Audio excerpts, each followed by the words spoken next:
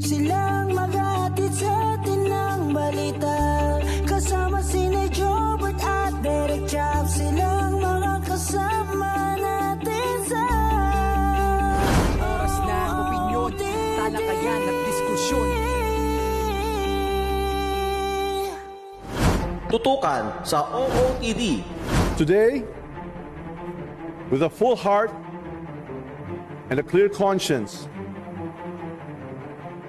I tender my resignation as Speaker of the House of Representatives. 53 votes, the Chair declares the Honorable Faustino Boji GDD III from the 6th District of Isabela as the duly elected Speaker of the House of Representatives.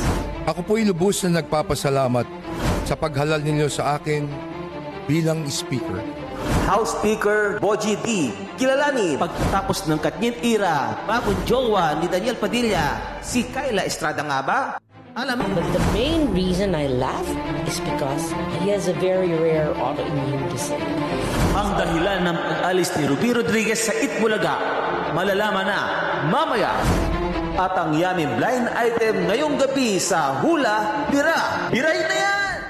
Isa na namang mainit na talakayan at diskusyon dito sa OOTD. Oras ng opinyon, talakayan at diskusyon. Hello everyone! Naku, ang dami nangyayari ngayon sa Pilipinas. Pristine white. Why? Why are we in white? Puting-puti ang mundo ngayon. Puting-puti ang mundo natin. Kaya, naku, handa na kayo ng tatas, ang kape at kung ano man kutkutin dahil marami tayong mga pag-uusapan. Kaya tara na, pasok na kayo sa natin yung tambayan na ngayon ay ginagawa ninyong isa sa inyong mga minamahal na tahanan. Ito po ang OOTD. Oras ng opinyon. Talakayan at diskusyon. With my nanay na sumasabay naman itong si Pangkoy sa OOTD na. Gusto maging host. With my nanay na nakaputi, puting-puti. Dahil may paninindigan at may pinapaniwalaan na aayos din ng lahat. The Political and Showbiz Official Dome ng OOTD, Nanay Jobert Socaldito. Maraming salamat, mahal kong anak, Direk Chaps Manansala, na katulad ko ay nakaputi rin. Kasi di ba, today, I'm sure the whole day, kanina, napakarami po mga rallies all over the country. Iba-iba, may mga prayer rallies na eh. Yes. At yun ang pag-uusapan natin sa susunod nating episodes. Yes. Sa dami ng mga pwede pang mangyari hanggang itong oras na ito. We will talk about that our next episode. Pero, ang mga pag-uusapan natin, eto na. Diretso na tayo sa ating unang segment, ang This Is It, Politics. I understand you work with him, but I think we need to hold our leaders accountable. He is the Speaker of the House. The budget emanates from the House.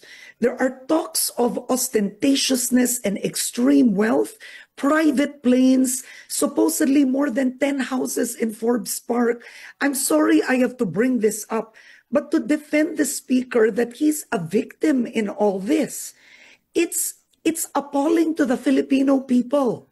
At the end, he would not even explain the corruption in the budget that he allowed. The House passed it, Congressman. In the end, we are talking about the public being angry of the ostentatiousness and extreme wealth of Martin Romualdez, Zaldico. Ayan, napanood nyo naman ang interview ni Karen Davila, di ba? Kay Ronaldo Puno, ang isang congressman na kakampi ng grupo ni Martin Romualdez. Alam mo, there's a lot of shaking up recently, no, dito sa industry ng politics, no. Unang-una, yung pagpalit ng Senate President, di ba? Naalala mo, weeks before that ay nagkaroon ng ugong-ugong na magkakaroon ng coup sa loob ng Senate. And finally, nakasakatuparan nga at nakakuha nga ng 13 votes or what? Ang grupo ni Senator Tito Soto. 15 votes. 15 votes. Senator Soto against 9 ng minority grupo nila Senator Alan Peter Cayetano. Kumbaga kaya nagluklok kay Senate President Tito. Okay? Mabilis. Mabilis. Lahat walang nakakaalam. Yes. Yung mga minority hindi nila alam. Wala sang kamalay-malay. Pero of course, no, may mga may mga ganap yan earlier na sila lang nakakaalam. After that, di ba, habang nagkakaganito ang Senate, no, ang gulo-gulo, dami mga Senate investigations kasi dahil nga ito sa mga flood control projects ng mga anomalous deals ng mga politiko. Ngayon, a few days back, no, before nagkaroon ng shake-up din sa Congress, bago mag-resign si Martin Romualdez as House Speaker, ay nagkaroon ng ugong-ugong. Di ba itong si Kiko Barzaga na si Miao, Congress Miao, Kiko Barzaga ng 4th District na Miao. Ay sinasabi na tatakbo siya at talagang papalitan daw niya si Martin Romualdez as House Speaker, di ba? Nakakaloka yung batang ito na akala namin ay okay, pero parang hindi naman okay. O sabi nila, it's okay not to be okay. Nagkakamali rin naman tayo. Nagkakamali rin naman tayo, pero naaliw lang tayo sa kanyang karakter. Anyway, ngayon ay nagkaroon po ng pagpalit ng Senate, ng House Speaker. Ang kanilang itinalaga ay ang kaibigan, nagkataon na kaibigan ko at napakabuting tao ito, napakahusay na public servant ng 6th District of Isabela, dating governor, naging vice governor, ngayon ay congressman na si Boji D. Faustino G. III. A name that is so unexpected. Yes, because for many, he's not so popular. Kumbaga sa Isabela, yes, of course, he's the most popular. Pero para sa bansa, they thought of J.J. Suarez, they thought of even this Puno, na ipinagtatanggol nga itong si Martin Romualdez ay isa rin sa mga even si Toby Chanco nang nabotas na. Oo, syempre, ano rin yan, nangarap din. Kasi sabi nga nila, halos lahat naman yan, they wanted that position, but of course, no? Because it's really a powerful position. Pero nagkataon kasi na sabi nga ng grupo ay si Martin, dating House Speaker Martin Romualdez ay close din kay Congressman Boji D. At yun ang minamanok niya na talagang pumalit sa kanya. At nagkataon naman that si Martin Romualdez is really very popular sa House of Representatives. Unang-una, because syempre, dati na siyang House Speaker. Pangalawa, he's the first cousin of the President. Tapos, ang pinsan pa niya si Sandro Marcos na siya naman majority floor leader. Tapos may dalawa siyang jet. Ay, sorry. Mamaya pag-usapan natin yan. Ngayon, finally, nag-resign na siya at ang pumalit na si Boji D. Isa sa mga nagustuhan namin na opening, isa sa mga unang gustong gawin ni House Speaker Boji D, ay pabalikin dito si Zaldico within 10 days. Within 10 days since i-announce, siguro mga 2-3 days ago. So magbibilang tayo sa linggo na lang. Beautiful start. At sabi nga natin, alam natin na mabuting tao ito si Boji D. Pero syempre, hindi pa natin alam how he will perform as a House Speaker. So tayo, lahat tayo, ipagdasal natin na sana ay he'll go by the rules, sana ay gawin niya ang trabaho niya na aayon sa gusto ng nakararami, para sa ikabubuti ng taong bayan, hindi lang para sa kanilang mga sariling pang-interes. Okay? Yun, we will leave that kay Boji. Nagtitiwala po kami, pero syempre nakamasid po ang bumbayan. So ngayon, si Martin at saka si Zaldico kasi nakalipad na, di ba? Matagal na siya doon sa Amerika. Sabi nagpapagaling daw kasi may medical conditions siyang problema. Pero pag-usapan natin, why is he there? At anong meron siyang mga kayamanan na di umano ay, siyempre, alam natin na 6 yata ang choppers niya, napakarami niya mga helicopters, at napakarami mga buildings siya, at ang yaman-yaman niya, even yung pamangkin niya, na anak din ng kapatid niya, na may construction firm, ay including ko, di ba, ay nag-flaunt din ng kalang yaman, isang nepo baby, na para bang hindi nagustuhan ng mga tao, using private jets. May private jets siya na isa eh. Ngayon, kay Martin Romualdez naman ngayon, si Martin Romualdez, kasi dalawa yan sila na mga bosses, sila mga pinaka-boss ng House of Representatives. Kasi sa kanila yata ang appropriations, ang budget. Like Chairman Appropriations si Zaldico, at saka House Speaker, of course, si Martin. Sila siya magde-decide yan, sa kanya ang huling bagsak. They have the power. Yeah, they have the power, of course, no? Si Martin ngayon ay kina-question, bakit ganun lumobo kagad ang kanyang yaman? Yes, in 2022, if I'm not mistaken, before he sat as House Speaker, di umano ang kanyang net worth ay parang 400+ million lamang. Okay? Ang laking pera noon, para sa atin, my gosh, it's still a fortune. Pero nitong nakaraang 3 taon ay napabalita at nakukonfirm, no? Unti-unti ang kanyang mga kayamanan. Hindi umano owns 12 or 13 houses in Forbes Park and Dasma. Ganon karami. Why those so many houses? And he has so many Rolls Royce, ang dami mga luxury cars, and he owns 2 private jets. Oh my God, Lala is dead again. 2 private jets. At ang sabi nga, di umano after niya mag-resign, ay parang, I don't know kung nakaalis na siya, lilipad din siya abroad. Teka lang, papayagan ba ni House Speaker ito? Siyempre, kasi wala namang whole departure order. Habang wala pang kaso, mga kaibigan, habang wala pang Hindi nila nagsasang pang kaso, pwedeng bigyan ng whole departure order. hindi na pwedeng, bigyan ng whole departure order. titignan Kasi lang. walang court order. Kailangan yung may lookout bulletin, pwede. Pero whole departure order, wala. So, makakalipad sila ayon sa kagustuhan nila. Unfair naman, Nay. Unfair. It's very unfair because siyempre hindi dahil sa alam natin napakarami mahirap na mga Pilipino, pero alam natin na ang mga yaman na mga ito ay very questionable. Sabihin mo sa amin, Martin Romualdez, tumingin ka sa mga mata namin at sabihin mo diretso sa amin na hindi mo kami ninakawan sa kabambayan natin para magkaroon ka ng ganung kalaking pera. Kaya nagtatanggol sa kanya ng ibang vloggers, naluloka lang ko sa nila, wala, dati mayaman na yan. Diyos ko, sila may-ari ng journal publications at saka yung DZMM. Yung DZMM na yan, na-acquire mo yan when you were already House Speaker. Yung DZMM na yan, House Speaker na siya nung nabili niya yan. At meron pa siyang FM station. I'm sure isa sa reasons kung bakit niya binili. Para magkaroon siya ng media outlet na sarili na puprotekta sa kanya. At itong journal publications na pagmamayari na may People's Journal, Taliba, People's Tonight, nung panahon na yan, bago pandemic, alam ko na yung laro dyan. Alam yan, Nay. Alam na namin na wala na sila halos pera. Palugi na yan, mga kaibigan. Magkano nga yung bayad niya sa Diyos ko, sa mga reporters, sa mga writers, sa mga columnists, ang pinabayad sa mga entertainment columnists, 100 pesos. Hindi pa mabayaran on time. 100 pesos per article. Per article? Oo. Ganun kamura. Mas Hindi late pa niya pa. bayar. Kaya ang ginagawa ng mga reporters, syempre nagpi-PR job na lang. Puro press release na lang nilalagay. Kasi at least sa press release, meron silang a little token from the producers or whatever. Pero hindi na sila nakuha ng mga scoops na malalaki. Kawawa. Kaya yung sabi mo na mayaman sila. No, alam natin mayaman before. Okay, papalagay natin na totoo na meron siyang 400 plus million. Doon pa lang. Pero para lumobo na more than what? 12 billion? 15 billion? That's not a joke, mga kaibigan. Yun ang sinasabi ko sa inyo eh. Paulit-ulit ko sinasabi na 3 taon na nahimik si Martin. Napansin nyo, hindi siya nakikialam. Yung pala, parang naglalaro sa isip ko na nag-ipon ka. Inipon mo yung pera namin.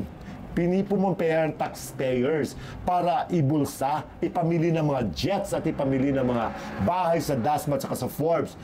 Makatarungan ba yon?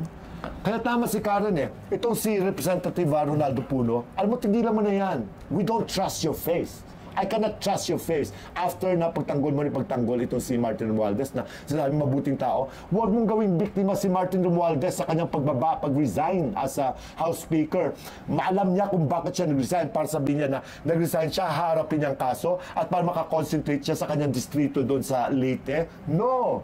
Diyos ko, marami na siya nakamkam. Marami siya nakamkam. That has been their narrative even during the time of the late President Marcos. Yun naman ang ginawa nila eh. Yun naman ginawa nila eh.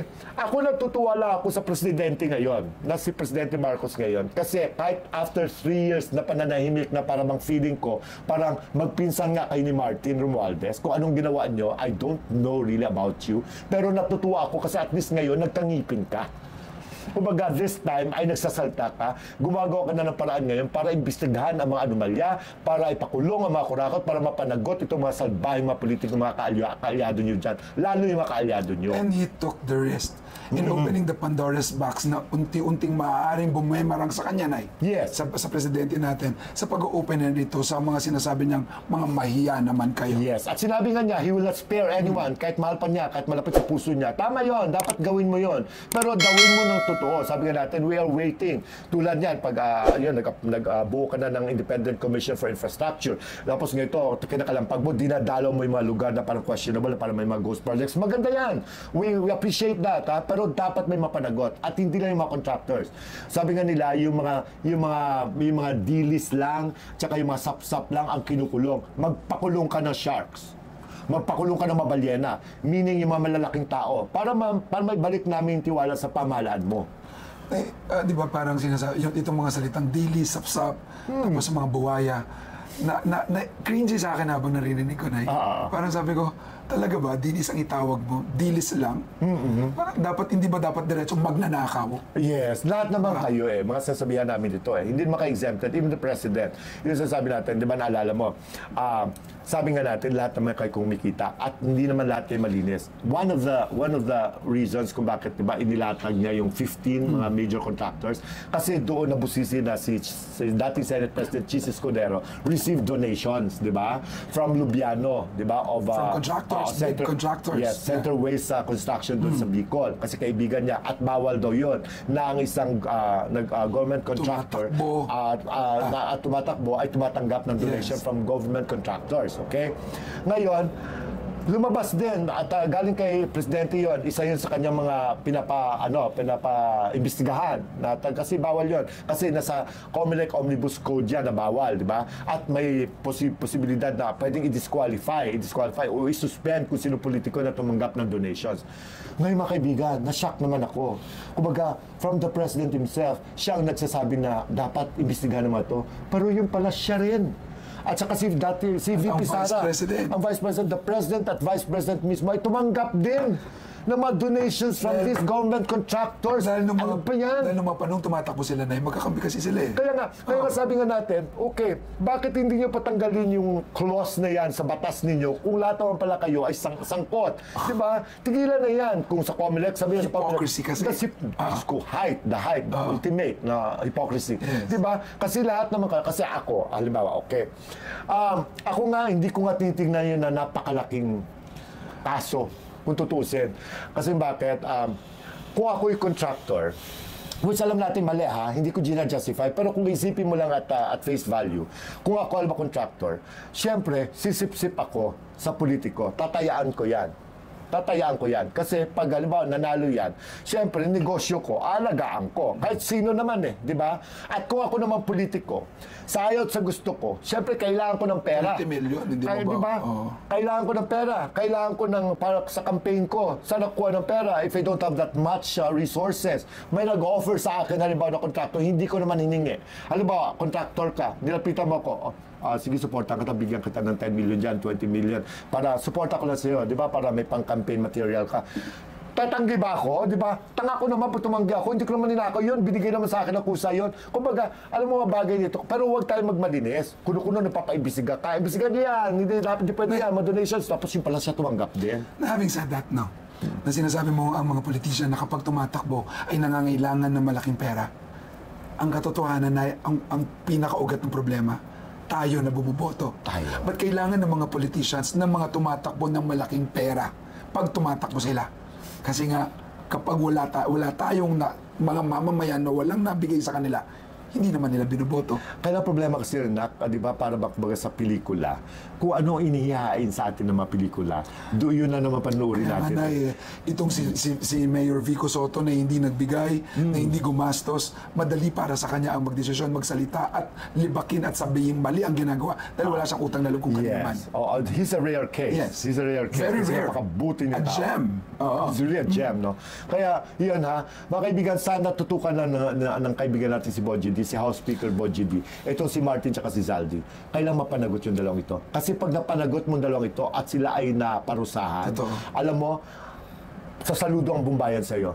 Huwag mong sayangin ang pagkakataon, House Speaker Boji D, na from somebody in Isabela, a first-time congressman ba siya? I think so. Ay naatasan, no? Nabigyan pagkakataon na maging House Speaker. Do it well. Kasi dating araw, sa husay mo yan, sa kabuti ng puso mo, kasi kilala kita, napakabuti mong tao. Kapag napatuloy-tuloy mo yan na maayos, alam mo one day, you'll become bigger at aakyat ka pa. It comes with the core and with the beautiful core. And I think the Congress is now starting to, to get back yung respetong meron ang dating mga tao sa dating Kongreso. Ayan ha, Zaldi ko, umuwi ka na, pinauwi ka na ni Boji. Ako, pag hindi ka umuwi, kukunin ko mga choppers mo rito. Wala pa, ibenta ko yan. Papakilo ko yan. Mahal pa daw yung gas, Nay. Mahal pa bang gas? Oo. Yang naman ako. Ipapakilo ko yung ano mo. Marami akong kilala dyan. Mga sama ang tag doon. Bibenta. Sa Changsha. Dami dyan. Malaki-laki kikitain ko dyan. Mga OT dyan. Narinig nyo ba ang lahat ng mga ito? You can do your comment and share your comment. At kung mga bagay na nalalaman nyo tungkol sa kanila, i-share nyo na at i-share nyo na rin yung episode na ito. Kaya diretso na tayo sa ating next segment, ang latest news from showbiz. Uy, ako naman parang natuwa. Kung totoo man ito ha, kasi gusto ko marinig mismo sa bibig ng aking love na si Daniel Padilla, si DJ, na may bago na siyang girlfriend. Kasi di ba? At sa katauhan ni? Sa katauhan ni Kyla Estrada. Di ba? Maganda yung bata. Anak ni Janice Di Belen. Magaling umarte. Yeah. Mukhang may magandang breeding. At mukhang matalino. Matalino. Kasi for the longest time, ang tahimik ni Daniel, ni DJ, di ba? Siyempre lahat nakasubaybay after ng breakup nila ni Catherine. Si Catherine ay kahit papano ay naliling kay Mayor ng Lucena, si Mark Alcala. Tapos kumbaga sabi nila she's dating, kumbaga tsaka parang naka-move on na rin siya. Alam natin si Daniel ay parang alam naman natin na naka-move on pero hindi pa siya ready siguro to jump into a new relationship. Until recently, ay napapabalita at parang ang lakas ng ugong-ugong dahil hindi lang sila nagdi-date ni Kyla, kundi girlfriend na raw niya ito si Kyla Estrada. Okay, isa-isayin natin na paano man naman natin, bakit tayo maniniwala? Una, si Janice De Belen ay tinanong ni Candy Pangilinan. Yes, oo. Kasi si Candy kasi tinanong kung anong reaction daw ni Janice De Belen tungkol sa napapabalitang relasyon ng kanyang anak na si Kyla at saka si Daniel. In fairness, no, sabi ni Candy, no, ayon kay Janice, no, that she has full trust sa kanyang anak na si Kyla. Kumbaga, ipinagkakatiwala niyo. Siguro, just like any mom, no? Ako, syempre, we play mom and dad or children. Tayo naman, hindi naman tayo talaga nangingialam Pero ang ating siyempre, ang suporta natin sa ating mga anak ay buo na we are praying na sana makahanap siya ng tamang lalaki, tamang babae, tamang partner para sa kanya na hindi siya lulukohin, na maging masaya siya. Andun lang tayo to support, to give our full support. Pero siyempre hindi tayo mamanghingi na magbibigay ng advice unless solicited by our children. Ganun na naman. I offer not denying nor confirming na sila, parang kino-confirm na niya na parang sila. kino-confirm Ang dating sa akin, tama, pareho tayo, na the fact na sinabi niya na she has full trust sa kanyang daughter, kung sinong gusto niya, ay okay sa akin. Basta tiwala ako sa kanya. So, para sa akin, that's already a plus sign. Kumbaga, positive para sa akin yun. Nagkasama ang dalawang ito, Nay, sa kanilang teleseryeng Incognito na pinanood ko talaga. Wala umpisa yung Kyla, magaling yung bata, ha? Magaling, Nay. At saka, she's the woman of her world. Parang malayo sa personalidad. Sorry na, ni Catherine. Na parang hindi mo isipin na ganun ba ang gugustuin na maging girlfriend ni Daniela kapalit ni Catherine. Pero may similarity naman sila in a way na parang mabait naman silang pareho. Parang sila mabait. Parang private na person. Hindi prim and proper kasi super maano sa damit si Kyla. Walang pakialam. Napaka-liberated. Liberated. Pero Nay, yung gagalangin mo. Yes. Magkakaibahan naman sa tingin ko sa kanila ni Catherine. Si Catherine kasi is more of a star. Si Kyla is more of an actress. Yes. Yun ang parang I don't know if that sounds good sa mga fans si Catherine. No? Hindi ko minamalit si Catherine. She's also good. Marunong din siya. Pero itong Kyla, klaro para sa akin that ang tinatak niya is pagiging good actress. Natumpak na ano mo, yun yung tamang salita na gusto ko rin i-verbalize na hindi ko masabi. Kasi Nay, sikat at talagang pwede kang kumita kung ikaw ang producer kay Catherine Bernardo. Talaga, oo. Pero pagdating sa actingan, di ba sabi ko na, paulit ko sinasabi, meron pang ibubuga at kailangan pa niyang ma-develop pa yung acting on the acting side.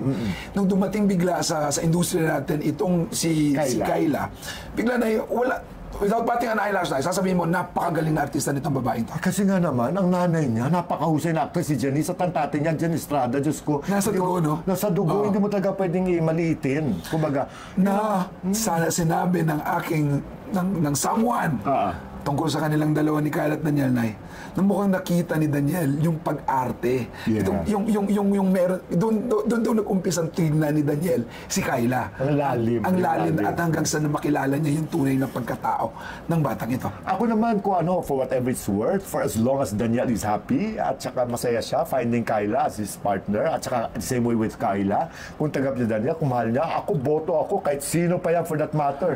Diba? Basta masaya lang sila. Basta, alam mo, you take care of one another. May nagsabi din sa akin lang na parang ngayon ang estado nila hindi nila mamadaliin. If they can be just friends for now, be it. If they could develop that into a more meaningful and more deeper na relationship, why not? So go for it. Okay basta we love you. Basta kami, kung sino gusto nyo, go ahead. Basta alagaan nyo ang isa't isa, even as friends or even as lovers or whatever. Kung kayo talaga in the end, kayo talaga. And if ever man, sabi nga natin, we're not closing doors, no? We're not closing doors for everyone. Halimbawa, hindi talaga kayo nag-work, no? Malay mo, dati darating ang araw, yung pinapangarap na napakaraming fans ng Katniel, ay one day, ay nagtagpong muli ang landas ni Daniel at saka ni Catherine at naging sila muli. Well, wala tayong magagawa. Hindi. Who can ever say, who can predict? Wala. Hindi natin alam. Why not? Yung oras lang at panahon. No? Pero tunay, napapredict mo na si Ruby Rodriguez finally ay nagsalita kung bakit sa umalis sa Itbulaga. Oo nga. Maraming mga speculations na parang sinasabi nila, nagka-problema siya sa relationship niya sa ibang mga co-hosts niya. Yes. May mga sinasabi naman na parang part ng cost-cutting. Part ng cost-cutting, kung ano-ano mga speculations ang lumabas sa pag-alis ni Ruby Rodriguez. Pero noon pa naman, nagsabi na siya kung bakit. Pero hindi talaga lumabas ng todo kagaya ngayon. Hindi buo ang kwento. Kumbaga, before, actually, I think may kinalaman din cost-cutting that time. No? Kumbaga, tulad pati na-affectuan niya sila Anjo Iliana, pati even si Jimmy Santos for a while, pero si Jimmy kahit paano nakabalik. Tapos si Ruby talaga, alam ko naging part yun ng issue ng cost-cutting. But of course, she has also her own reasons kung bakit since nandoon na lang siya at aalis na lang siya, she decided to leave the Philippines and stay in America at doon siya naghanap ng trabaho. She's now working there. Alam ko nasa ano siya parang hindi naman federal police, no? Pero ano siya, basta the government. Nasa police force, whatever. Ngayon, nagkataon naman na ang kanyang anak na very special, may special child po siya, si Ruby, who is into, may mga autoimmune disease din siya na bata na to, na alam naman natin na isa sa mga pinakamalaking magagandang mga lugar kung saan ay magagamot talaga na maayos sa kanyang anak ay dun sa Amerika. Yung medyo wala ka. Na may mag-aalaga ng tamang sa parting medikal. Oo, kasi medyo ano sila doon, high-tech na sila doon. At saka seryoso sila sa kanilang healthcare system. Naniwala si Ruby na, which is tama rin naman, the fact na nandun na lang sila, kumbaga, samantalay na yung opportunity na mapagamot yung anak niya, di ba? At the same time, nag-work siya. At mukhang she's happy man with the way her life is. With the decisions that you made. Wala naman siya pagsisisi. Pero nagpaalam daw siya kila boss, kay boss sinabi din ng mga bosses niya na you are welcome anytime you decide to go back. Pero since maganda naman kanya trabaho doon, it may not be as a money maker tulad ng kapag andito siya sa Philippines as an artista. Pero importante siya, maraming benefits doon, tsaka yung trabaho niya, iba naman ang lifestyle sa Amerika eh. Hindi ka pwedeng pabanjing-banjing lang doon, you have to work.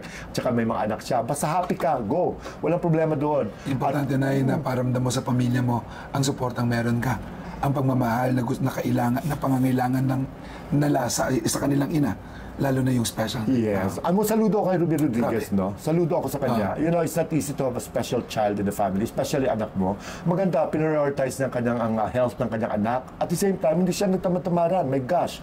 Talagang nagtrabaho siya, kahit yung, siguro hindi na kanya regalawin. Sakripisyo yun. Ay, nako, kaya Ruby, we're excited to see you back kung kailangan, halimbawa, mabakasyon ka dito, lumabas ka ulit sa TV, pero of course, hindi mo pwede iwanan ang trabaho mo sa Amerika. Kasi mukhang stable na yun eh. Mas maganda na yun. And we're happy for you. We're happy for you. And we're praying na sa anak niya. And thank you for sharing and being the model ng isang pagiging tunay na mapagmahal na ina. Yan, oo. At saka, we miss you actually. Yes. Gusto ko yung si Ruby, matalino, magaling, nakakatawa. Iba rin eh. Iba rin yan. Sabihin, pag nasa Pilipinas ka, message mo kami, ititreat ka namin sa Deluxe Spa. Yes, dadal natin. Isasama ko si Carlo at Nanat Nazareno of Chino Hills, California. Isama natin si Ruby Rodriguez. Dalhin sa Deluxe Spa. Ang aking paboritong spa, located along Scout Fernandez, corner Tomas Morato, sa gilid ng Chili's. Diyos ko, dyan ako nagpapamasahe kapag stressed ako. Tulad kanina, di ba? Ang daming rally kanina. Tonight, pupunta talaga ako sa Deluxe Spa. Sa ayo at sa gusto ninyo. O, di ba? Ay, mga utijas, gusto din sumama. Oh my gosh! Yung mga napagod kanina sa rally kanina at gusto magbakasyon, pwede rin kayong pumunta sa Kisha Staycation sa Tagaytay. Sobrang lamig ngayon doon. It's a house, may 3 siyang bedroom. It could accommodate 8 to 10 persons. Ang dami na mga OT. 15 pa kaya. Oh, well, depende na lang sa kanila. Ang dami na mga OT dyan na nagpapabook doon, Nay. At maraming salamat. Kung gusto nyo, ikaw na nanonood at may plano kang pumunta sa Tagaytay, mag-message ka na sa OOTD page natin. Nagsagano'y mabigyan ka namin ng discount. Ayan, ako. Oh my gosh. Kita-kita tayo doon, ha? Sa Kisha Staycation. Yun. Kita-kita na rin tayo dito ng ating mga utak kung sino man ang hula! Bira! Birahin na yan! Uy, grabe ka! Ilong mo, ha? Anyway, mga kaibigan, eto na. May isang actress na maganda. Etong magandang actress na ito ay naging bida rin to. Naging bida, pero there are times na siya ay medyo second lead, no, sa kanyang mga kasabayan. Nag-lead siya. Nag-lead siya, maganda siya. At saka she held a political post few years ago. May clue na kayo, in Metro Manila. Okay, magandang actress ito, mga kaibigan. Ito'y balita lang, nakarating sa amin. My God, nagulat ako dahil hindi ko in-expect na ganito pala siya medyo kahina. Ang dating ang kahina. Siguro, I don't know. Sa memorization. Sa memorization ng lines. Kasi ito na, nakakaloka. May isang lady director, isang taga-theater ito na nag-direct ng isang theater play. Sa mundo pa namin yan. Yes, sa mundo nyo, ha? In fairness to you guys, ha? Kasi alam niyo, pag theater, kasi pag stage plays kasi, hindi tutulad ng TV at movies. Kasi dito walang take two. Alam mo yun, you have to memorize the lines. Hindi pwede dito yung cut, tapos okay, ulit, take two. Dito walang take two, mga kaibigan. You really have to memorize the lines, tapos sasabayan mo yan siyempre, i-rehearse naman sa inyo kung ano yung mga actions na gagawin nyo dyan sa loob, paano i-perform, paano i-deliver. Pero ang importante dito, you have to memorize your lines. Or if not, kailangan alam mo kung paano laruin yung mga lines na yan. Basta, you stick to the cue para sa sunod na pagsasalita. Magaling tayo dyan. Of peta. Peta today. Peta kaday. Hiraya rin ako. Anyway, eto na ngayon. Binigay sa kanya yung script. Actually, very simple yung script. Yung lines. So, pinapasabi sa kanya yung lines na to kasi kailangan na siya. Rehearsal pala ito, mga kaibigan. My God! Hindi niya makuha. Nakakalimutan niya, hindi niya mabuo. Hindi siya makapag-drop script. Script. So, ang ginawa, pinaulit. So, nakailang takes sila, naka-4 na takes. Hindi pa rin niya makuha. Simple lines na ito. Diyos ko, mga 3 linya lang ito na tuloy-tuloy. Diyos ko, iba nga dyan, mas mahaba pa mga paragraphs. Kasi naiinip na daw yung mga co-actors niya. So, ang ginawa, pinatawag yung PA niya para dito sa tabi niya, para at least, kumbaga, ginaguide siya. Kasi ginaguide na siya habang siya ay line throwing. Nag-line throwing sila. So, ginaguide. Hindi pa rin niya makuha. Alam mo, nakakaloka itong actors na ito, ang pinagbuntunan, yung kanyang PA. Na-memorize na ni PA. Oo, mas na-memorize na ni PA yung mga linya. Na-insulto siya. Na-memorize si PA yung mga linya, kaya wala siyang mukha tulad ng ganda nitong actress. Di ba? Kaya hindi siya pwedeng mag-substitute, mag-alternate. So, naggalit sa actress. Alam mo ginawa? Tinanggal yung PA. Nagtanggalan ng trabaho yung PA, ang pinaginitan, tinanggal. Nawalan ng trabaho yung PA na naging PA niya for the longest time. Moral of the story, Nay. Kung PA ka, huwag mong ipapakita sa mga tao na mas nauna kapag nakapag-memorize isa sa amo mo. Kasi yung amo mo, hindi mo alam ang ano niyan. Baka mamaya, bigwasan ka niyan. O tulad sa'yo, ginonggal ka. Kawawa tuloy, yung pamilya mo wala na makain. May Chloe ka. Maganda. Ganda ng mata nito. Ako meron ako. Ano? Tumahimik ka lang. Ay, parang may dumaan. Sorry naman. Parang may dumaan. Parang ganun yung pangalan. Pero isang... Parang may dumaan. Actress. Actress. Ganun yun. Pero may isa pang clue. Tumakbo ito sa posisyon na talo. Hindi akalain ng mga constituents niya. Bakit siya natalo? Ganda niya, sikat siya. Kasi may mga questionable rin daw siya mga proyekto. Hindi I don't know kung flood control yun. Hindi pa usong flood control, nauna na siya. Ayun! Hulaan niyo na lang, basta nasa Metro Manila siya. Wala siya sa mga probinsya. Metro Manila. At saka yung apelido niya, Nay. Pang Pinoy na Pinoy. Diba? Lalo na ngayon, Nay, na nangyayari sa rally ngayon, di ba? Ang mga one Juan Luna at Jojo Mendres. Ayun ha, mga kaibigan ha. Sa mga, ayan ha, tama na. Huwag na tayo magbigay iba pang clue. Kasi may mga nagsusulat na kung sino na yun. May nakakahulan. Nako, si Giberty tama. Diba? Si Miss Tags tama rin. Ellen ako. Ellen na Darna. Joke lang. Ayan. Yan na po mga mauutidsan ng ating Hulabira. Naway na kung sino nakahulaan nyo. Pero sa akin ay, baka dati yun. Baka nag-uumpisa pa lang sabi ng artista or something like that. Pero baka ngayon, marunong na siya mag-memorize na. Dapat lang din. Tanda-tanda niya sa sulit. Sa lahat ng mga nanonood ngayon sa ating episode, maraming salamat. Pakishare nyo na ito at sa mga hindi pa nakakapag-subscribe, naku, pindutin nyo na yung subscribe button dahil masaya dito. Nakikita nyo naman. Yes, dapat mag-subscribe kayo ha. At saka pindutin nyo yung notification bell para lagi kayo na-notify kapag may mabagong videos kami. Sa lahat ng mga team share na nagsishare na, even sa kanilang mga kaibigan, na sinasabi nila, naku, may maganda kami pinapanood ngayon sa YouTube channel na may sense na panoorin. At sila mismo nagsishare, kaya unti-unti na organic talaga na yung mga laki na, yung mga nagsasubscribe sa atin. Maraming salamat ha. Sana hindi kayo magsawa at huwag kayo basta everything, basta magkakampi tayong lahat. Mga team Pakulay na nagpakulay ngayon, maraming salamat sa atin lahat ng mga team OFW and team abroad. Ito po ang OOTD, Oras ng Opinyon. Talakayan at diskusyon. With my nanay na hindi nagpakabog sa puti ngayong oras na ito, na nakaputi rin dahil may tunay nga na may malinis siyang intensyon sa bawat katagang lumalabas sa kanyang bibig. Ang ating minamahal, Nanay Jobert Sukal dito. Maraming salamat mga ko anak Chaps Manansala. Of course, gusto ko lang mag-hello kay Princess Carolina Maria Costa ng Milan, Italy. Bago ko na siyang friend. Oo ha, alam mo na. Ayoko ng 20. Ayoko ng 20 ha. Si Tita Presi, uy. Hi. Tita Presi, I miss you. Karangay ganagan ng Kapampangan naman, Albeng, marakala, salamat. Ining laban natin tamong ngayon balo ko pare-pareho tamang manalangin na sana maging okay na at umayos na yung ng mga palyari king gobyernong kekatamong luluguran. Ito po, ano na yan, Nay? Sabi lang. Ako, ang takeaway ko lang, Nay, yung mga rally ngayon, no? Minsan na naman na ipinakita ng mamamayang Pilipino na talaga kapag galit na tayo, hindi na natin kailangang pilitin kahit busy tayo, pupunta tayo o yung mga nagtali ng mga taling puting ribbon sa kanilang mga kotse na ang gandang tingnan na parang naging isa muli tayo. Sana nakikita ito naman nasa pamahalaan. Kumbaga, huwag niyong pigilan ng mga tao na i-express ang kanilang saloobin. Kasi alam natin na no permits, no rally, pero sa mga pagkakataong ito, alam mo, hindi tama naman.